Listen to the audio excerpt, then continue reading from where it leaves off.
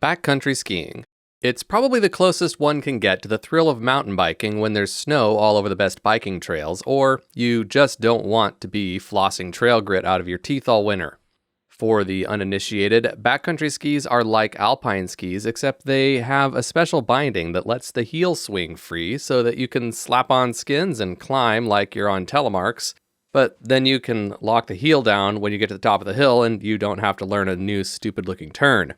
In case you were wondering what happened to all those snobby telemarkers you used to see in the resorts, well, this is what happened. Backcountry touring skis happened. They're better.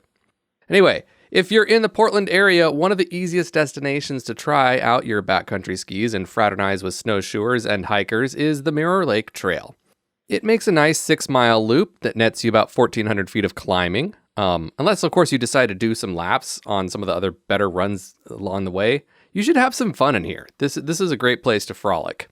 I mean, seriously, there's actually a surprisingly decent little skier playground back here. So you get here by driving up Highway 26 until you get to Skibowl, and then you turn right, and then another hard right into the trailhead instead of parking at Skibowl itself. There you go. That was easy. That's why this place is so crowded. Just wait until you have to try to turn left back onto Highway 26 at the end of the day to try to get back home. I'm only being a little bit sarcastic when I say it might be faster just to turn right and drive through Hood River to get home some days. So onward forward, this trailhead is just under 4,000 feet of elevation, which puts it in that sort of sketchy snow zone, especially during the early and late seasons.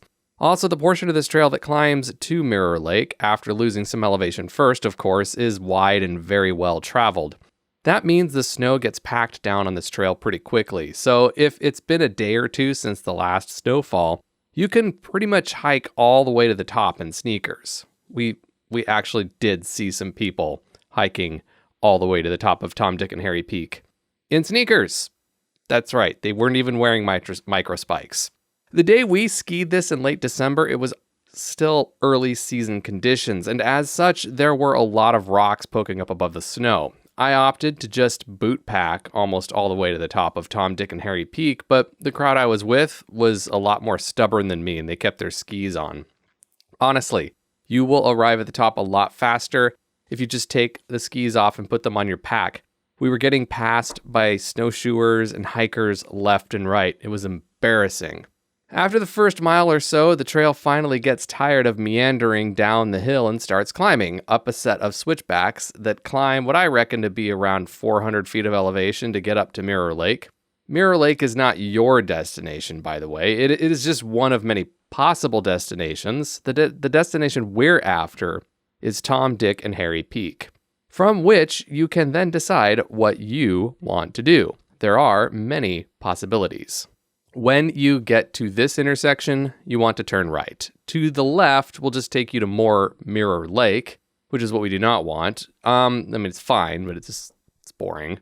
Also, given how crowded this trail is, you really don't want to ski back down it, especially if it's early season conditions with poor snow coverage. So go to the right, and soon the eponymous Mirror Lake will come into view.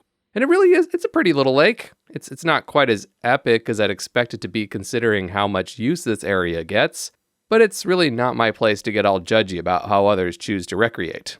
It's close to Portland and it's easy to find. You've got to get started with hiking somewhere. This is as good a destination as any. Fortunately, the trail does get more interesting after the lake, becoming an actual bench traverse up that big and impressive ridgeline you're always wondering about whenever you drive past Silent Rock on your way up to go stand and lift lines or take the kids sledding. The forest is dense, and my skis, which were still strapped to my pack at this time, mind you, kept running into the branches overhead and dropping snow between my pack and my collar where it melted and then started running down my back. First world problems, people. One of the nicer little treats on this traverse is where the trail opens up onto this nice little exposure where you can both see the highway below and then get a nice view over to Mount Hood. This is really just a preview of even better views to come, but you should still stop to enjoy this view. It's also a great place to grab a little snack. Eventually, the trail will fishhook left and end up on this pretty little sort of flat section for about a half mile or less. This is where I finally broke down and put on my skis, but not really because I needed them as much as I was just starting to feel weird.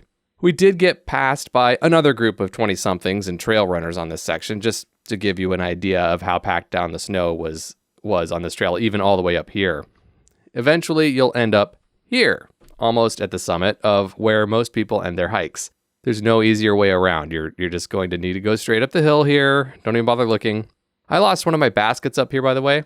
Anyway, remember, always carry an extra basket. I learned that today. If you find my basket up here, you can keep it. It'll be your extra. The view is good. See that? Isn't that nice? You can see Mount St. Helens, Mount Adams, Mount Hood, Mount Jefferson, and maybe a little of the Three Sisters from here. It's also windy and gets a lot of spin drift. This is a nice spot to take in the view, but maybe not such a nice spot to get lunch. You'll want to proceed back down into the trees to get some shelter from the wind. Now, it's just a matter of traversing the ridgeline until you find a place where you want to drop in. You can drop down to Mirror Lake or proceed to the next hill over, or even go all the way over to Skibowl and drop through the resort if you're feeling the conditions are too sketchy.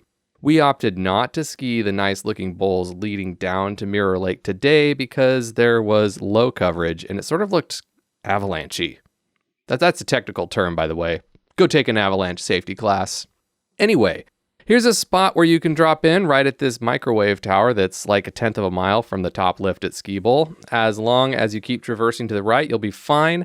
Even if you do go too far to the left, you'll eventually just run into the Mirror Lake Trail, or if you're really stupid, the highway.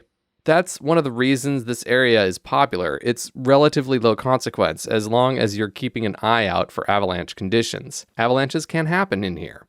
Be smart and analyze the snowpack on your way up. Carry a beacon, yada yada, etc. I brought the wrong mount for my GoPro on this trip, so you're just going to have to imagine me whooshing down the hill. It's pretty straightforward intermediate terrain. Wouldn't have been much to look at anyway. Don't bring your beginner friends up here. I mean, don't do stupid things, right? Now, you know what's not stupid is liking this video and subscribing to this channel. If you navigate to patreon.com/voiceovertrails, you can have your name mentioned at the end of these videos, just like Damon Corey, my Low Me Goodness level sponsor, who also has access to these videos a week early, and my Hero Dirt level sponsors, Heather Van Valkenburg, Jason Moore, Ty Morgan Marbett, and Todd McCarthy. Now, get out there and go shred some POW.